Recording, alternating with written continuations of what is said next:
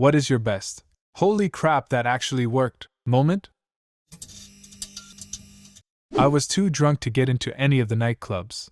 My phone was dead. I had no money. I had lost the people I had come with. I had no idea how I was going to get home. Then I saw a guy that was in an even worse state than me throwing up in the gutter. I went and sat with him for a minute because I had nothing else to do. Then I had an idea that only an extremely drunk person could have.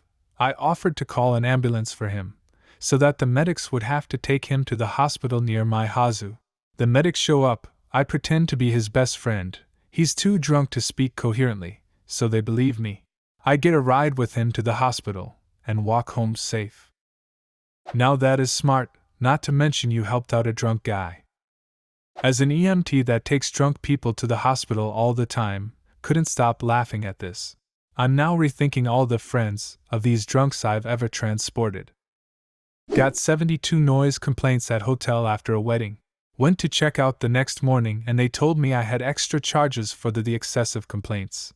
I told them I'm not paying them, and they just said okay. I was completely shocked that it worked. And blacklisted. About 15 years ago, a buddy and I had to be rescued from a mountain, but the search and rescue team were having trouble locating us.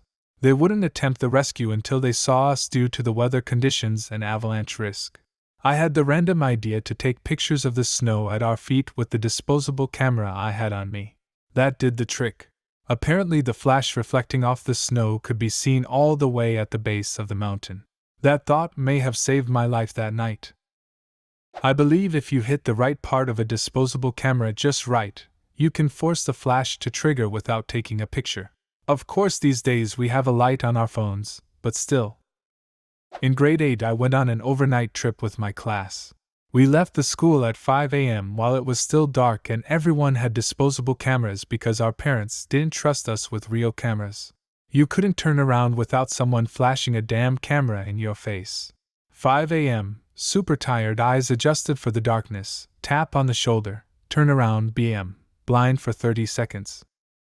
I was medium fucked up at some fancy club in SF and without really realizing where I was going, walked into some VIP section where there were drinks on the table, women were prettier, I may have seen some drugs, etc. I immediately sit at one of the tables and start making myself a drink. A bouncer comes over shortly after and asked who I was and if I was on the list. Feeling bold I turned and in my best entitled bored voice said, "Does it look like I'm on the fucking list?" He walked away. And shortly later a group of girls sit down and start drinking with me. Never expected that to work. One time I was at a club pretty drunk and my feet were killing me, so I climbed a low wall that led onto a stage into a VIP section and sat on one of the couches. Everyone in the section was giving me confused looks, but no one said anything to me, so I just sat there until my feet felt better than left. I once had artist passes to a music festival. I stayed up all night on drugs playing guitar and passed out on the VIP room couch, all day.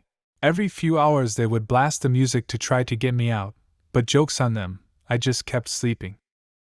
I've definitely just smacked my electronics and had them work. The old percussive maintenance.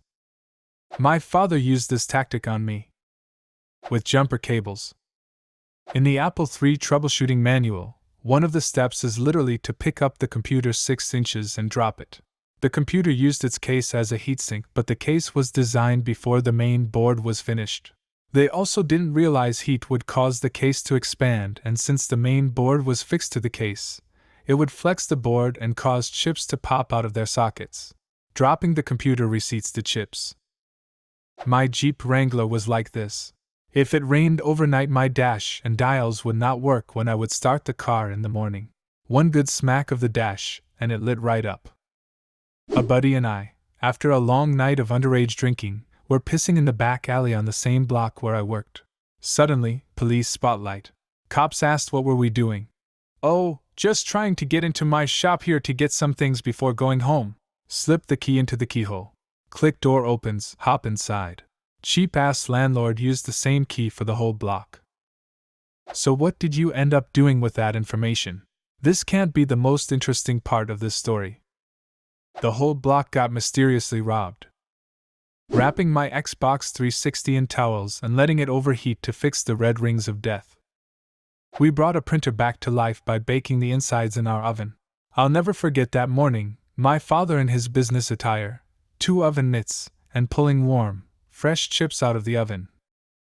Now that you say it, I actually pulled my PS3 apart and put the motherboard in the oven to reflow the whatchamacallits, and it totally worked. My PS3 went from a brick back to being operational.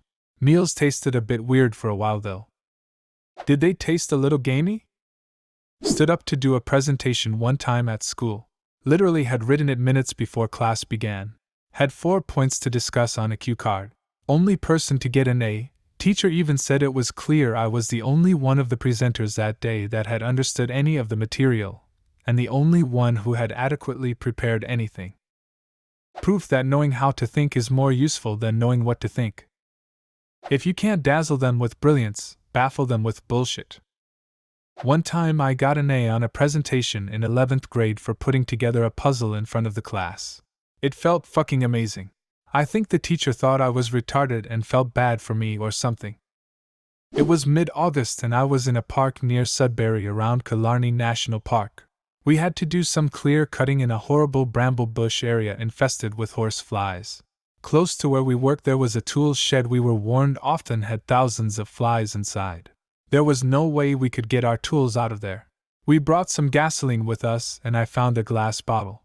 So I filled it up with gas, put a gas-soaked rag in it, and had someone run up to the tool shed to pull the door open and run away.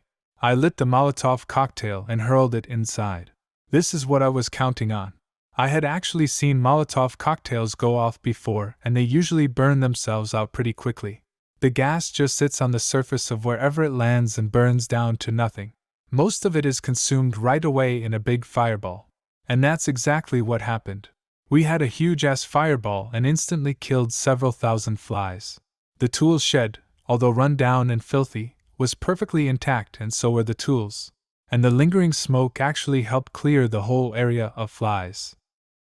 I was at a friend's house maybe 25 years ago. He knew I knew electronics, so he asked me to fix his TV. I said, "Look, designing computers is not the same thing as fixing TVs." He insisted, so I took the TV apart. I noticed a big transistor off color. I wrote down the number, went home and looked up the number and discovered it was an NPN transistor. So I searched my scrap pile for a similar transistor, an NPN transistor with the same footprint, went back to his house, replaced the funny-looking transistor with the one I had, and the damn TV worked. I was amazed I had fixed it. Cop here. During my first week on the job, I witnessed a strong-armed robbery during a local music festival. The robber punched a woman in the face, grabbed her purse, and ran away. Me and my partner immediately gave chase, but the robber was a fast little fucker, and there was no way we were going to catch him. My partner flung his bat and frisbee style at his legs, which became entangled, causing him to fall. The robber actually gave us props when he was in the back of our car. Horrible tactics from a safety standpoint, but it worked. I did CPR on a hamster. It worked. Our department was called out to a structure fire. We got on scene within a couple minutes and 2 other engines were already on scene, one team doing a search, and the other working the fire from the inside. I was the new guy, and they needed help getting personal items out. We would ask people if they had pets, or photo albums that we could try to get out. We figured out that there were hamsters in a cage in the dining room. We went in and grabbed the cage, and some photo albums, and brought them out. One of the hamsters in the cage was running around like crazy. The other was on his side, looking rather dead. I brought the cage over to the kid that lived in the house. He saw the dead hamster and started to cry. I tried apologizing, explaining that it wouldn't have been painful. The kid looks up at me, asks me to take the hamster to the ambulance and try and fix him. By this time the fire was out, everyone was safe, and we had an extra medic unit on scene to help check the firefighters after they were working hard inside the building. I looked over at my chief, and he tells me, "Go for it, show the kid we tried everything to try and save his hamster so he can have a sense of closure." We took the kid's family over to the unused medic unit, and put the hamster on a Chuck's pad on the gurney. I had a Feline O2 mask for when we pull cats out of burning building. It was small, but it fit over the top half the hamster. With tiny little chest compressions going, and oxygen flowing, we sat there for a couple minutes doing the best CPR we could. The kid's family was at the back of the open ambulance, all cheering the little hamster on. We figured we would go for a few minutes and then tell the kids we did everything we could. So sorry. All of a sudden I see the hamster is trying to roll over. Holy crap, the hamster is actually coming back from hamster heaven. I picked the little guy up and had him in the palm of my head with the mask blowing O2 into his face. I was rubbing his little belly, and he was twitching a bit. I was getting excited at this point, and then all of a sudden the hamster rolls over and clamps down on the webbing of skin between my thumb and forefinger. I had the urge to throw the thing, but keep my cool and pull him off my hand. We gave the hamster back to the kid and told him that he might want to have a vet take a look, as we couldn't really treat the guy very well. About a week later we got a card in the mail from the kid and family. In crayon was a drawing of an ambulance with a giant hamster in the bed in the back. It was adorable. I assume it is still on the wall somewhere in that department. For months afterwards I got gag gifts from the other firefighters of stuffed hamsters with heart monitor leads hooked to its chest. It was one of the most interesting experiences I had. Do you have a similar story? Leave a comment and subscribe to the channel if you want to see more videos like this one.